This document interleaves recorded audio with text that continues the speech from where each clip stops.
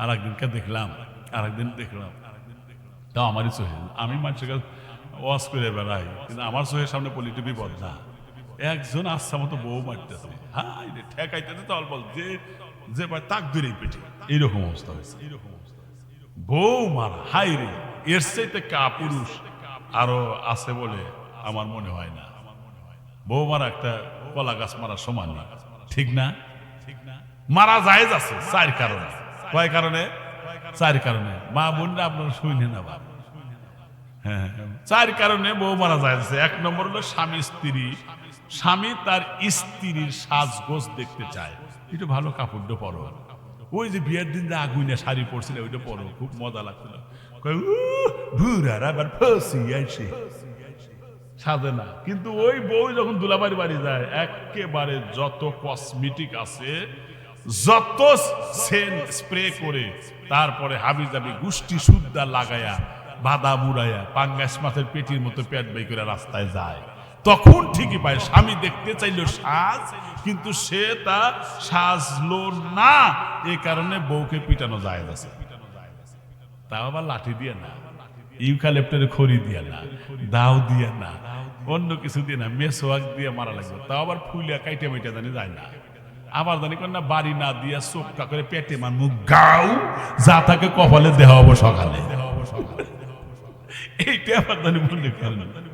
এই জন্য কোন স্বামী যদি সাজ দেখতে চায় আর স্ত্রী যদি না সাজে, তাহলে তাকে মারা যায় আছে। নাম্বার দুই, বিনা কারণে স্ত্রীকে স্বামীর এখন প্রয়োজন, বুঝা নিয়েন, বাইরে নাকি হারমোনা সওয়াল বল আছে, স্বামীর এখন প্রয়োজন স্ত্রীকে, সে স্ত্রী যদি অস্বীকার করে তাহলে এজন্য তাকে পিটানো জায়েজ আছে। নাম্বার তিন, কোন স্ত্রী যদি নামাজ তরক করে, নামাজ যদি আদায় না করে, এই কারণে তার পিটানো জায়েজ আছে। 4 নম্বর, স্বামীর অনুমতি ব্যতীত যদি ঘর থেকে বের হয় তাহলে তারে পিটানো বৈধতা আছে। কিন্তু আজকে আমার দেশের অনেক মহিলা মানুষ আছে যারা স্বামীকে কিছুই মনে করে না, সেই জন্য স্বামীকে তোয়াক্কাও করে না। কথা ঠিক নেবে ঠিক? মুসলমান ভাইরা, এই একটা হাদিস মনে করলো, কমো খুব মজার হাদিস রে ভাই, দে গতকালকেও পড়ছি হাদিসটা। হাদিসটা কি? রাসূল সাল্লাল্লাহু আলাইহি ওয়াসাল্লাম বলেন, কোন স্বামী যদি স্ত্রীর, এই ঠোঁট তো দুইটা তাই না, নিচের ঠোঁটে যদি চুমো দেয়, রাসূলের হাদিস, বলতে দ্বিধা করতেছি না ভাই, এই ওয়াজ তো সবাই করে না, তো না জানলে পাইবেন কোনে। যদি নিচের বাবা হাসে রে, মনে হয় ও কাম কইরা তুইছি।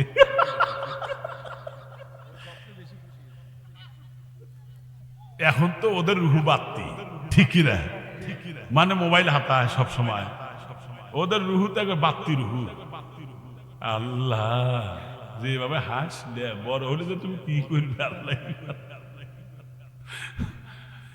আমার ভাইরা, নিচের ঠোঁটে যদি চুমো দেয়, একটা কবুলিয়াত ওমরার সোয়াব দুইজনের আমল নামায় দেয়। সুবহানাল্লাহ। তা থুইয়া অন্য নারীর পিছনে মানুষ দূর দূর করে ঘোরে, আমার লজ্জাই লাগে। তোমার তো একটা ব্যক্তিত্ব থাকার দরকার, একটা পার্সোনালিটি থাকা দরকার, ঠিক না? পার্সোনালিটি থাকা দরকার ছিল তোমার। তোমার মা আছে, তোমার বোন আছে, তুমি অন্য নারীর পিছনে যাও কেন, টিচিং করো কেন? মুসলমান ভাইরা নেবার আরেকটা হাদিস আসছে, মা বোনরা পর্দার আড়াল থেকে শোনেন, যে করে স্বামী আর স্ত্রী এক কম্বলের নিচে ঘুমায়, একটা সহিহ হাদিস, এক কম্বলের নিচে ঘুমায়, রাগ করে দুইজন দুই জায়গায় শোয় না, তাই বলে আবার গরমের মধ্যে কম্বল গায়ে গাইনা আমাকে দোষায় না। তার মানে এখানে বোঝানো হয়েছে যে একসাথে শোয়া, এক বিছনায় শোয়া।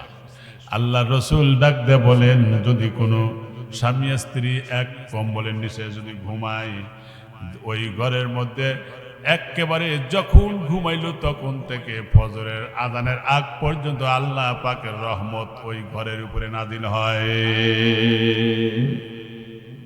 কি সোয়াব, সোয়াব কামাই করা তো সহজ, গুনাহ করাই তো আসলে কঠিন মনে করি আমি।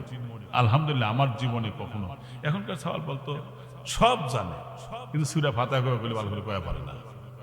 আমি একবার চান্দাইকোনা মাহফিলে গিয়েছিলাম অনেক দিন আগে, ববি, কফি, শাবনুর, ববিতা, কবিতা, ছবিতা, গোষ্ঠী সুদ্ধা সব নায়ক নায়িকার নাম কয়। বাবা এদিকে আসো তো, সূরা ফাতিহা কও পয়লা কয়ে দেন কইলাম যে আলহামদুলিল্লাহি রাব্বিল আলামিন কইলে না আলহামদুলিল্লাহ সূরা আলহামদুলিল্লাহ সূরা বোঝে কিন্তু সূরা ফাতিহা বোঝে না সে পড়তে গিয়া অন্তত 7-8 জায়গায় ভুল করলো তার মানে যত নায়ক নায়িকা পূর্ণ দৈর্ঘ্য ছায়া ছবি তার ব্যাপারে ধারণা রাখে কিন্তু আল্লাহর কোরআনের ব্যাপারে তার কোনো ধারণা এর চাইতে মরাই ভালো মুসলমান ভাইরা আমার 2 নম্বর আরেকটা হাদিস আসছে যে ঘরে স্বামী আর স্ত্রী একসঙ্গে তাহাজ্জুদের নামাজ পড়ে ঘরের মধ্যে দুজনে তাহাজ্জুদের নামাজ পড়তেছে সেই ঘরে কোনোদিন আল্লাহ পাক শান্তি দিবেন না তাও সুবহানাল্লাহ কইলেন না যে স্বামী তার স্ত্রীকে রাসূল বলেছেন যে স্বামী তার স্ত্রীকে এক লোকমা খানা খাওয়ায় দিল কি খাওয়ায় দিল খানা খাওয়ায় দিল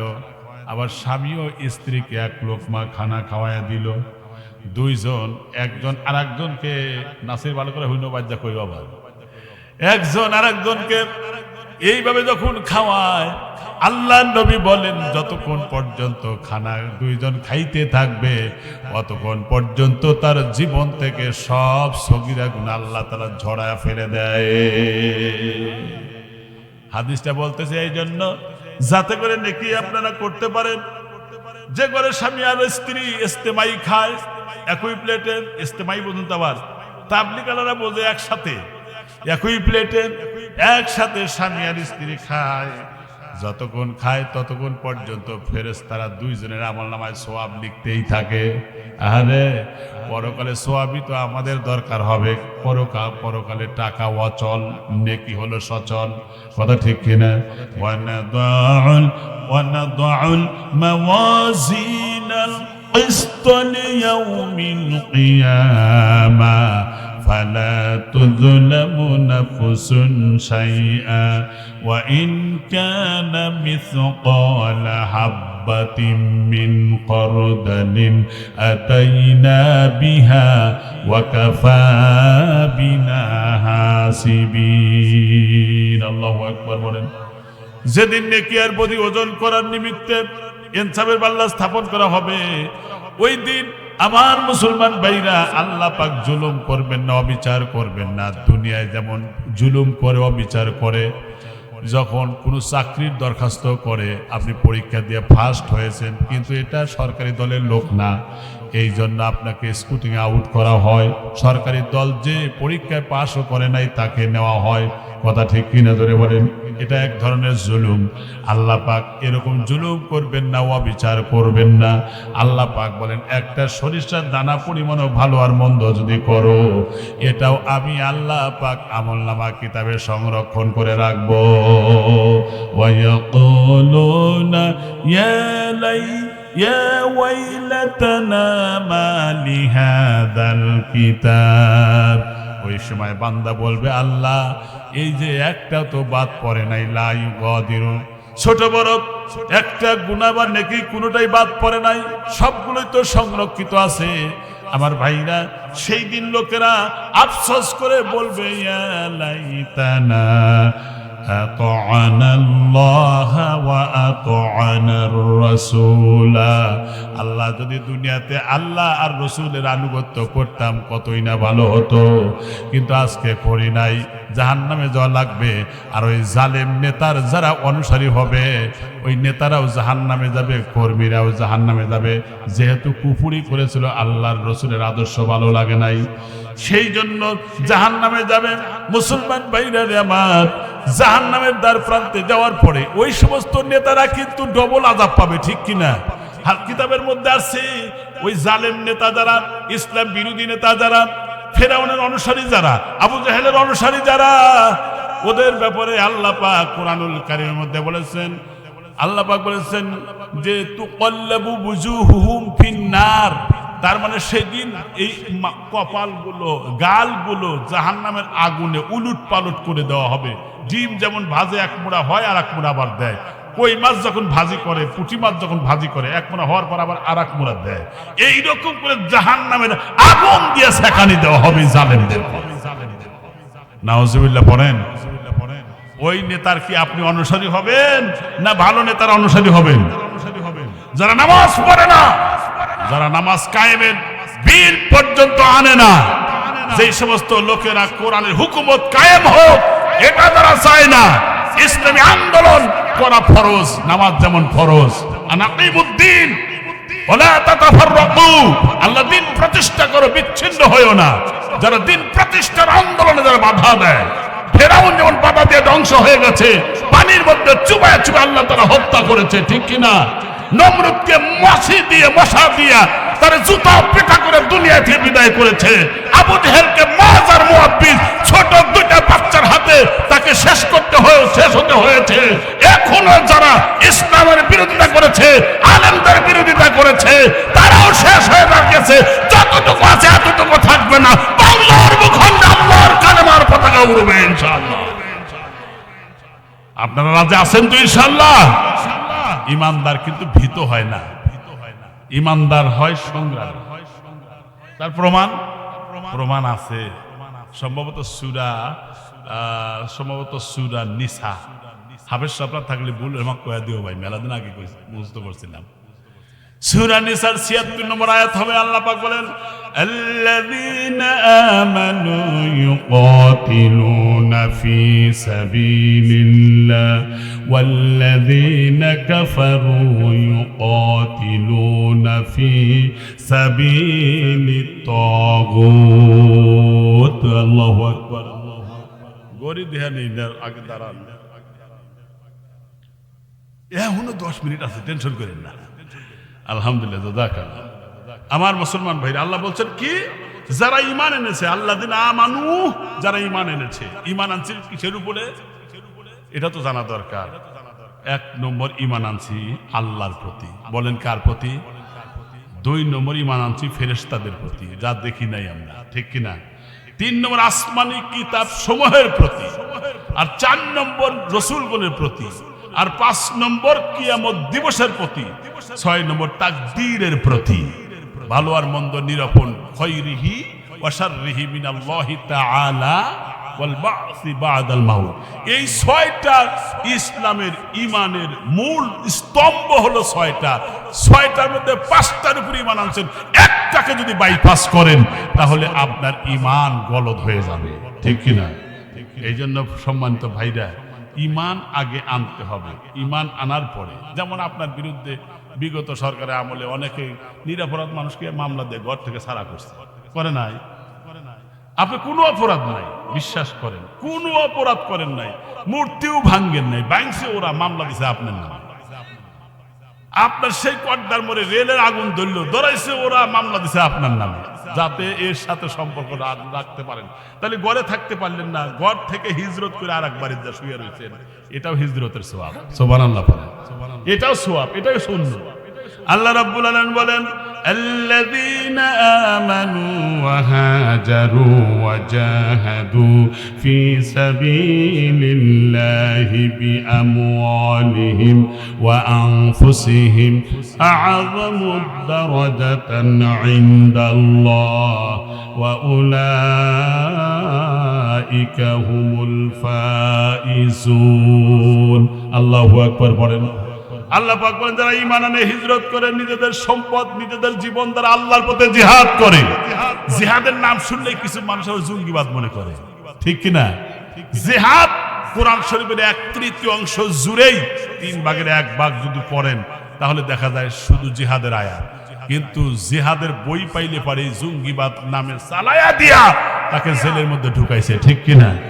আলেমদের যে কষ্ট দিয়েছে, ইসলামের যারা কর্ণধার তাদের যে কষ্ট দিয়েছে, বছরের পর বছর আয়না ঘরের মধ্যে রেখে না খাওয়ায়া কঙ্কাল বানা দিয়েছে। আমার মুসলমান ভাইরা মেধা নষ্ট করে দিয়েছে, যাতে এই জমিনে ইসলাম প্রতিষ্ঠিত হতে না পারে, দাওয়াতি কাজ না করতে পারে, মসজিদ মাদ্রাসা বৃদ্ধি হতে না পারে। যার কারণে ওরা মানুষের ধ্বংস করে দিয়ে ইসলামের ধ্বংস চেয়েছে, কিন্তু ইসলামের ওরা কিছুই করতে পারে নাই। ওরা যত বাধা দিয়েছে তত আল্লাহ তাআলা ইসলামকে ত্বরান্বিত করে দিবেন, ঠিক কিনা?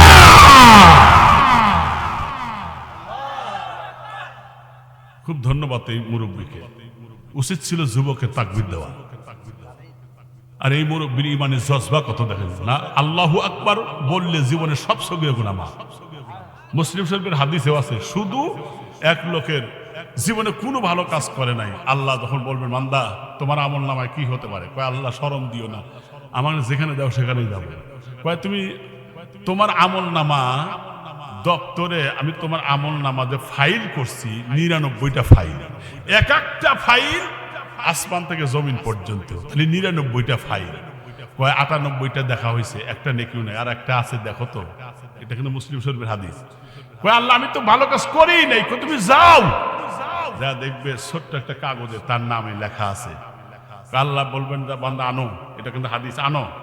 আইনা কি হবে আল্লাহ, এটা নেকির পাল্লায় দিবে, কুল কায়নাত সবকিছু এক পাল্লায় দিবে, আর ওই ছোট্ট কাগজ যে পাল্লায় দিবে এই পাল্লাটা ভারী হবে, আর সে জান্নাতে চলে যাবে। সুবহানাল্লাহ বলেন।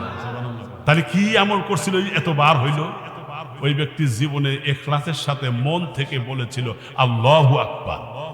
রাসূল বলেছেন এই আল্লাহু আকবার এত ওজন হবে, এত ভার হবে, এত ওয়েট হবে, নেকির পাল্লার দেওয়ার সাথে সাথে ওজন সম্পূর্ণ হয়ে ভারী হবে, আল্লাহ পাক তাকে জান্নাতের বরাদ্দ দিয়ে দিবেন। সুবহানাল্লাহ।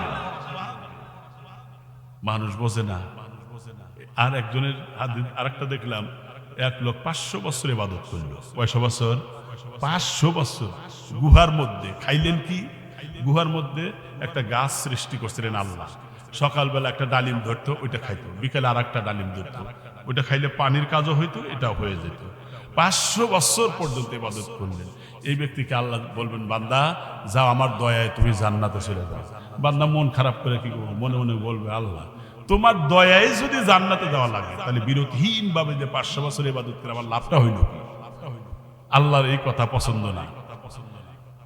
ওই সময় আল্লাহ তাআলা তাকে, এই বান্দাকে এত পিপাসার্ত করবেন, ফেরেশতা পানি নিয়ে যাবে, ভাই পানি পানি, পানি দিতে পারি, অনেক মূল্য এখানে, টাকা চলে না, নেকির দরকার।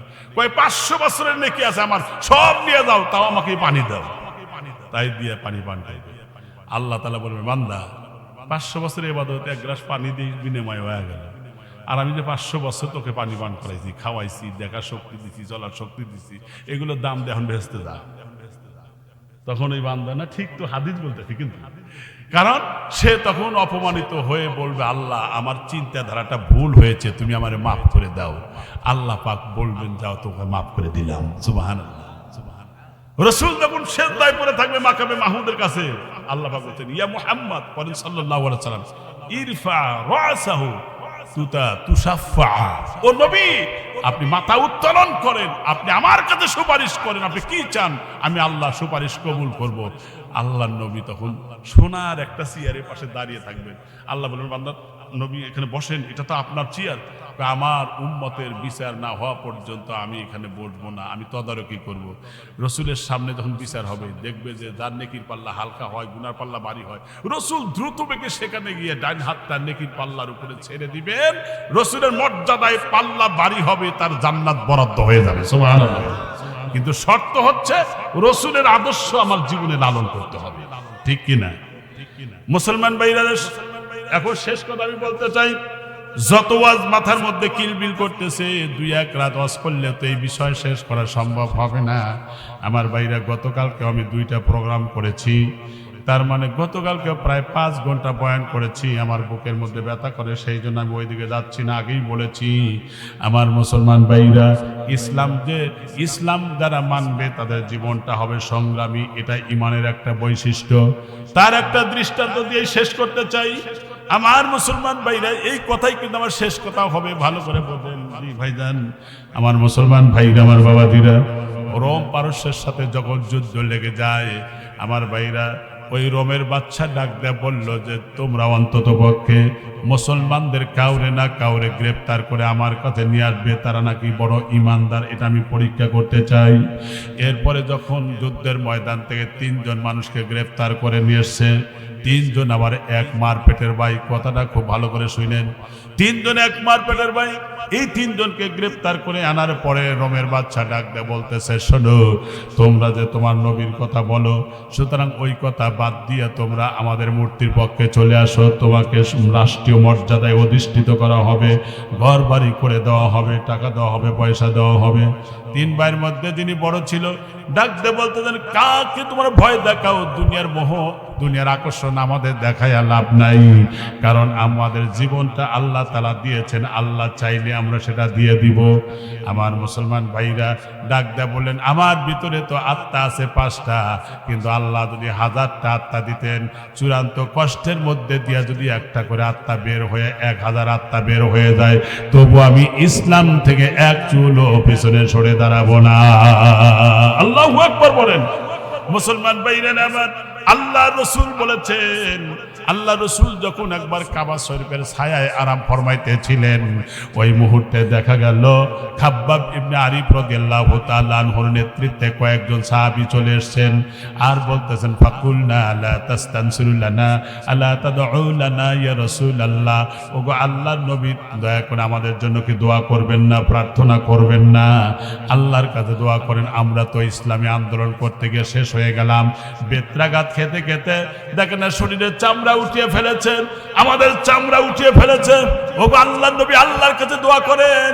নবীজি উঠলেন আর বললেন, শোনো, তোমাদের পূর্বে যারা ইসলামের সাথে যাদের সম্পর্ক ছিল, ওদেরকে জীবিত মানুষগুলোকে ডেকে এনে মাজা পর্যন্ত গর্ত খনন করে ফাইদ আলা রাসিহি সুম্মা ইউতা বিল মিনসার, তাজা মানুষকে তারা করাত দিয়ে ছিঁড়ে কেটে দুটুকরা করে দিয়েছে।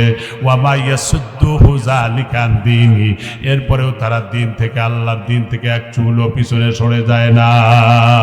তোমরা বড্ড তাড়াহুড়া করতেছো, তবে সময় অপেক্ষা করতে থাকো। এমন একটা সময় আসবে, ইয়ামানের রাজধানী সানআ থেকে হাজরামাউত পর্যন্ত যখন ইসলাম প্রতিষ্ঠা লাভ করবে, তখন মেয়েরা সৌন্দর্যের পসরা নিয়ে চলতে পারবে, টাকা নিয়ে পয়সা নিয়ে চলতে পারবে, কোনো ডাকাত থাকবে না, সন্ত্রাসী থাকবে না, মাস্তানি থাকবে না। এমন একটা সমাজ কায়েম হবে, তোমরা অপেক্ষা করতে থাকো। মুসলমান ভাইরারে, আমার যুবক যারা উপস্থিত হয়েছে, কোরআনের মজমাই শুনে রাখো। বিশ্ব নবী যেদিন পরামর্শ করতেছিলেন যে হয় হক টিকবে নাই বাতিল টিকবে, তোমরা কোনটা করবে, যুদ্ধের ময়দানে এখন শামিল হওয়া লাগবে। একজন রাসূলের সাহাবী, যার বয়স হলো 80 বছর, হযরত মিকদাদ রাদিয়াল্লাহু তাআলা আনহু, তিনি বললেন, ইনতাদাবনা ইয়া রাসূলুল্লাহ হাইসুমা কামা তাশা, আই হাইসুমা মা আমারাল্লাহ। আল্লাহ পাকের নবীকে বললেন, ও আল্লাহর পয়গম্বর, আল্লাহ পাকের বান্দা, আমি আল্লাহর নির্দেশে যেদিকে নিয়ে যাবেন সেদিকেই যাব। ইন্না লানাকুলুকা কামা ক্বালা বানু ইসরাঈল মূসা আযহাব আনতা রাব্বুকা ফাকাতিলা। ও আল্লাহর পয়গম্বর, মূসা আলাইহিস সালাম যেমন বনি ইসরাঈলের লোকদেরকে জিহাদের ময়দানে আহ্বান করেছিল, আমরা শুনেছি আপনার জবান থেকে তারা বলেছিল, আযহাব আনতা রাব্বুকা ফাকাতিলা, ও মূসা, তুমি আর তোমার আল্লাহ যুদ্ধ করোগা। আমরা এমন কথা বলবো না, বাল নাকুলু আনতা রাব্বুকা ফাকাতিলা ইন্নামা কুমা কাতিলুন। আল্লাহু আকবার জোরে বলেন। সুতরাং শুনে রাখো, শুনে রাখো, ওই দিন সেই বৃদ্ধ সাহাবী বলেছিলেন, আল্লাহর রাসূল, প্রয়োজনে জীবন দিব, পিছপা হব না। রাসূল বললেন, কতক্ষণ পর্যন্ত থাকবে? বললেন, আইনু মিন্না তাকাররাবা ইলাইহি, যতক্ষণ পর্যন্ত আমার চোখের পাতা ওঠা নামা করে, অতক্ষণ পর্যন্ত জিহাদের ময়দান ত্যাগ করব না। আল্লাহ রাসূল বললেন, তাহলে কুমু বিনা ইলাল জান্নাহ, জান্নাতের দিকে তোমরা ধাপিত হও। যে জান্নাতের বিশালতা সম্পর্কে আল্লাহ নবী বললেন, আদুহা কাদিস সামাওয়াতি ওয়াল আরদ, যে জান্নাত আসমান আর জমিন সমতুল্য বিশাল বিস্তীর্ণ, এত বড় জান্নাতের অধিকারী হয়ে যাও। সাহাবী বলেন, বাহ বাহ। রাসূল বললেন, লিমা বাহ বাহ, কেন তুমি এই শব্দ উচ্চারণ করলে? সাহাবী ডাক দিয়ে বললেন, ও আল্লাহর রাসূল, আমার মন চাইলে ওই জান্নাতের আমি অধিকারী হয়ে যাই। আল্লাহর রাসূল ডাক দিয়ে বললেন, ইন্নাকা মিন আহলিল জান্নাহ, বেশক তুমি আল্লাহর জান্নাতের অধিকারী হয়ে যাবে। সত্যি সত্যি যুদ্ধের ময়দানে গিয়া এই সাহাবী অনেক কাফেরকে খতম করে দিয়া নিজের শহীদ হয়ে গেল। আল্লাহর রাসূল লক্ষ্য করে দেখলেন, এই সাহাবীকে আল্লাহর জান্নাতের পানি দিয়া তারে গোসল দেওয়া দিয়েছে। আল্লাহু আকবার বলেন। বুড়া মানুষ পর্যন্ত জীবন দেওয়ার জন্য প্রস্তুত হয়ে গেছে। আর আজকে আমার যুবক, তোমাদের মধ্যে কি হইল? যে তোমরা ইসলামী আন্দোলন করো না, ইসলামের পক্ষে কাজ করো না, নবীর আদর্শ লালন করো না? কেন তুমি দাড়ি ছাটো? কেন তুমি নামাজ পড়ো না? কেন তুমি বাপ মাকে শ্রদ্ধা করো না? কিসে তোমারে ধরেছে? ইয়া আইয়ুহাল ইনসান মা গররাকা বিরব্বিকাল কারীম, হে মানুষ তোমাকে কিসে ধ্বংস করেছে? কিসে তোমারে ধোঁকা দিয়েছে? আল্লাযী খলাকাকা ফাসাওয়াকা ফাআদালাক। ও যুবক, কোন দিকে যাও? আইনা তাযহাবুন, কোথায় যাও? আসো, চরিত্রবান হও। The crown and glory, life and character. মানুষের জীবনে সবচেয়ে দামি জিনিস হলো চরিত্র। Money is lost, nothing is lost. টাকা হারালে তেমন ক্ষতি হয় না, কিন্তু আবার কামাই করলে পাওয়া যায়। Health is loss, something is loss. স্বাস্থ্য হারালে কিছু ক্ষতি হয়, হীনমন্যতা হয়, দুর্বলতা হয়, শৈথিল্যতা হয়। But character is loss, everything is loss. চরিত্র হারা গেলে তার সবকিছু হারা গেছে। আজকে চরিত্র হারানোর সবচেয়ে মূল হাতিয়ার হলো মোবাইল। সবচেয়ে বড় হাতিয়ার মোবাইল। অ্যান্ড্রয়েড সেট, বড় সেট, রাত বেলা দরজা বন্ধ করে দেখে, রাতে কুয়াশার মধ্যে দাঁড়া দাঁড়া দেখে, গেম খেলে, সময়ের নষ্ট, জীবনের অপচয় হচ্ছে তোমার। এ যুবক শোন, তোর জীবন থেকে আজকে যে বারটা চলে গেল আর কোনোদিন এই বার আসবে না। যে মিনিটটা চলে যাবে আমার জীবন থেকে আর কখনো ফিরে পাওয়া যাবে না। যে ঘন্টা চলে যাবে আর জীবনে ফিরে পাওয়া যাবে না। যে মাসটা চলে যাবে সে মাস আর ফিরে যাবে পাওয়া যাবে না। যে বছরটা চলে যাবে ওটা ফিরে পাওয়া যাবে না। এই জন্য অতীত গুলোকে আমল করো, নামাজি হও, নামাজমুখী হও, নামাজের পাবন্দি করো। পরকালে তাহলে হিসাব দেওয়া, হিসাব দিয়ে তো পার পাওয়া সম্ভবই না, ঠিক কিনা? আর 2 মিনিট। মুসলমান ভাইরা আমার, 3 ভাইকে মারার জন্য ওই জালেম বাদশা কি করল? অধীনস্থ কর্মচারীদেরকে নির্দেশ দিল, এখানে গর্ত খনন করো। 3টা গর্ত খনন হয়ে গেল। বড় বড় কড়াই দিয়ে সেখানে পানি দিয়ে প্রচন্ড পানি গরম করা হলো। কি পরীক্ষা দিতে হয়েছে একটু ভালো করে খেয়াল করেন আমার ভাইরা।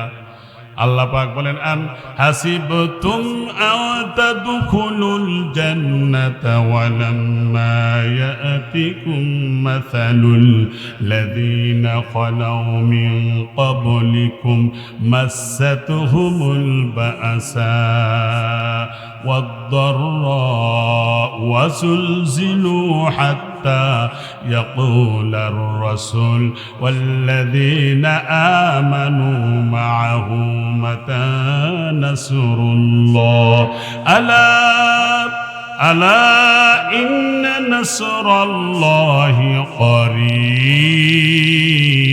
قريب। الله أكبر বলেন। আল্লাহ পাক বলেন, তোমরা কি ধারণা করেছো এমনিতেই তোমরা জান্নাতে প্রবেশ করেছো? করবে। তোমাদের উপরে তোমাদের পূর্ববর্তী যারা ছিল তাদের উপরে কত জুলুম গেছে, নির্যাতন গেছে, এমন তাদের উপরে নেমে এসেছিল বিপদ আর কষ্ট। আমার ভাইরা, ওই মানুষগুলো আল্লাহর রসুলের কাছে এসে বলেছিলেন, ও আল্লাহর নবী, আমাদের জন্য আল্লাহর কাছে দোয়া করেন, সাহায্য চান। আল্লাহ পাক আয়াত নাজিল করে জানায় দিলেন, তোমরা অপেক্ষা করো। ওয়াসবির আলা মা আসাবাকা ইন্না যালিকা মিন আজমিল উমুর। অপেক্ষা করো, ধৈর্য ধারণ করো। চূড়ান্ত পর্যায়ে মঞ্জিলে মকসুদ পর্যন্ত পৌঁছা দেওয়ার দায়িত্ব আমি আল্লাহ পাকের। একটু অপেক্ষা করো, ধৈর্য ধারণ করো। ঈমান হলো ধৈর্য হলো ঈমানের একটা গুণ, একটা বড় কোয়ালিটি। আমার মুসলমান ভাইরা, এই জন্য ধৈর্য হারা হওয়া যাবে না। যেমন বদরের যুদ্ধে মুসলমানের সংখ্যা কম, কিন্তু বিজয়ের মালা আল্লাহ মুসলমানদের দিলেন। কথা ঠিক না ঠিক?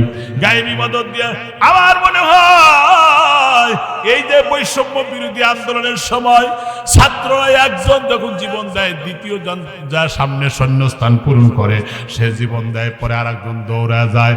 আমার মনে হয় আল্লাহ আসমানি গায়েবী ভাবে এমন সাহায্য করলেন, যেমন আব্রাহার সময় আল্লাহ পাক যে আবাবিল পাখি পাঠিয়েছিলেন, আল্লাহ তাআলাই ছাত্রদেরকে আবাবিল বানায়া জালেমের বিলুপ্তি দিয়েছে। ঠিক কিনা আমার মুসলমান ভাইরা? 3টা কড়াইতে প্রচন্ড আগুন, পানি গরম হয়ে গেছে। এইভাবে ডাক দিয়ে বলল, এখন যদি ইসলাম ত্যাগ না করো তাহলে গরম পানির মধ্যে চুবাইয়া হত্যা করা হবে। কয় আমাদের জীবন আল্লাহ চাওয়ার সাথে সাথে আমরা দিয়ে দিব। কিন্তু জালেম বাচ্চা দেখা গেল যে বড় ছেলেটাকে ধরে নিয়ে আগুনের মধ্যে গরম পানির মধ্যে চুবায় দিল। এটা তো ইতিহাস না, এটাই বাস্তব। সাথে সাথে এই যুবক ছেলেটা ইসলামী আন্দোলনের মধ্যে মুজাহিদ লোকটা যখনই ভিতরে প্রবেশ, আগুনের মধ্যে দেওয়া হলো, পানির মধ্যে দেওয়া হলো, শরীর থেকে গোস্ত যেন আলাদা হয়ে দুনিয়াতে বিদায় হয়ে গেল। এক এক করে দুইজনকে শেষ করা হলো। তৃতীয় ছেলেটা যেটা ছোট ছিল সে কাঁদতে ছিল। রোমের বাচ্চা ডাক দেয়, বলে তুমি কে কাঁদো কেন? তোমার বাঁচায় দিব, আমাদের পক্ষে আসো। কয় এই জন্য তো কাঁদি না। কয় তাহলে কেন কাঁদো? কয় আমি কাঁদতেছি এই জন্য, আমরা 3 ভাই 1 মায়ের পেটের সন্তান। সুতরাং আমার বাবা তো আগেই জেহাদের ময়দানে শহীদ হয়ে গেছে। আমার বিধবা মা যদি জানতে পারে যে আমরা 3 জনই শহীদ হয়ে যাচ্ছি, মায়ের কথা মনে করে কাঁদতেছি। তোমাদের এই ভয়ে তো আমি কাঁদতেছি না। তখন এই ছেলেটাকে ধরে আগুনের দিকে নেওয়া হচ্ছিল। ওই মুহূর্তে একজন খ্রিস্টান বুড়া মানুষ ডাক দেয়, বলে ও বাচ্চা, 2 ভাই তো ওদের ধর্ম অনুযায়ী শহীদ হয়ে ওদের জীবনটা প্রশান্তিময় হবে, এই ছেলেটাকে আপনি মাইরেন না, আমার হাতে দেন। কয় কেন? কয় আমার ঘরের মধ্যে সুন্দরী নারী আছে, পুরুষ স্বভাবতই নারীর প্রতি একটু দুর্বল, আমি ওকে ওর ভিতরে দিব, ওর চরিত্র নষ্ট করে দিব, মূল সম্পদ নষ্ট করে দিব। কয় ঠিক আছে, দিয়ে দিলাম, যাও 40 দিন সময় দিলাম, এর মধ্যে যদি না পারো তাহলে তোমাকেও ফাঁসি কাষ্টে ঝুলাবো। নিয়ে গেল সন্ধ্যা ডুবান্ত বেলায়। দরজায় নক করলেন, মা দরজা খোলো। মেয়েটা দরজা খুলে দেখলো একজন টকবকে টাকরা যুবক, এত সুন্দর চেহারার মানুষ। ডাক দিয়ে বলেন, আব্বা এই ছেলেটাকে? কয় এরা হলো মুহাম্মদের দলের লোক, এরা হলো সেই দলের লোক, ইসলামী দলের লোক। ওর 2 ভাই শহীদ হয়ে গেছে, কিন্তু এই ছেলেটাকে মেরে ফেলতো, কিন্তু পুরস্কারের লোভে নিয়ে এসেছি। কয় কি করব? কয় ওর চরিত্র নষ্ট করে দাও। দরজা বন্ধ করে দেওয়া হলো। মেয়েটা সম্পূর্ণ উলঙ্গ হয়ে বিবস্ত্র হয়ে মেয়ে ছেলেটাকে আহ্বান করলো, আসো, আমার মতো এত সুন্দরী নারী কখনোই তো পাইবা না, যৌন চাহিদা তুমি মিটিয়ে নাও, তাড়াতাড়ি আসো। কিন্তু ছেলেটা সেই যে ভিতরে ঢুকেই তারপরে রুমালটা পেরে সেজদারত অবস্থায় কান্না বিজড়িত কণ্ঠে আল্লাহর দরবারে দোয়া করে, রব্বুল আলামিন, আল্লাহ তুমি আমাকে হেফাজত করো, আল্লাহ আমার চরিত্র যেন নষ্ট না করতে পারে।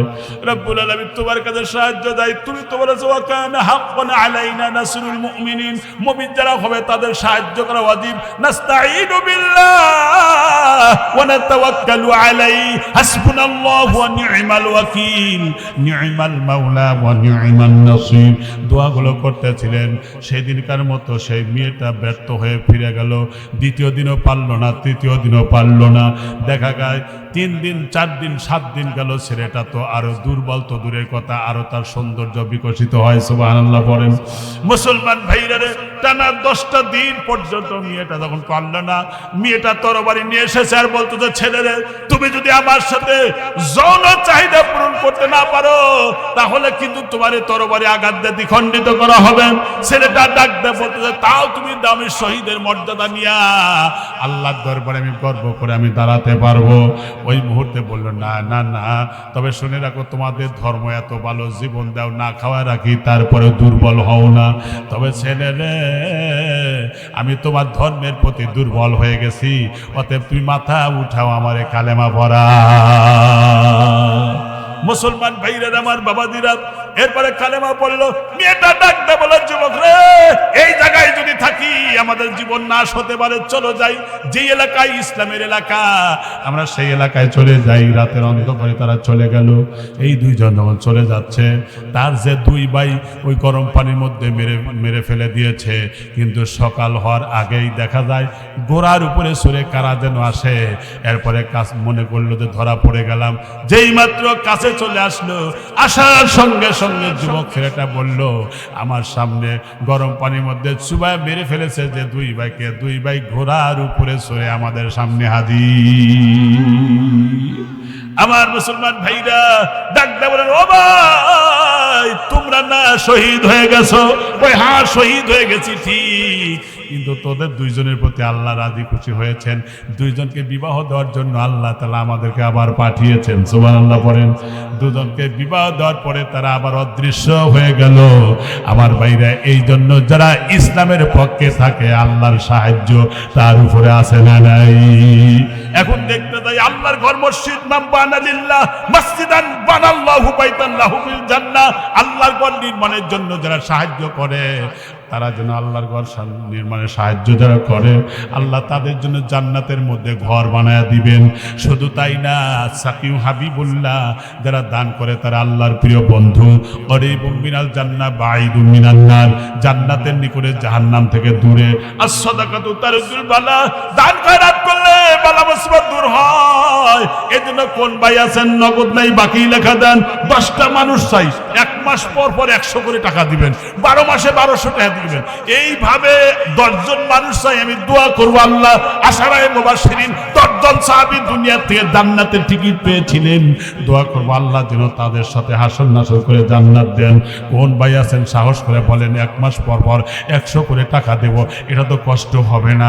একজন ভ্যান চালকও কিন্তু এটা দিতে পারে, 1000 টাকা কামাই করতে পারে।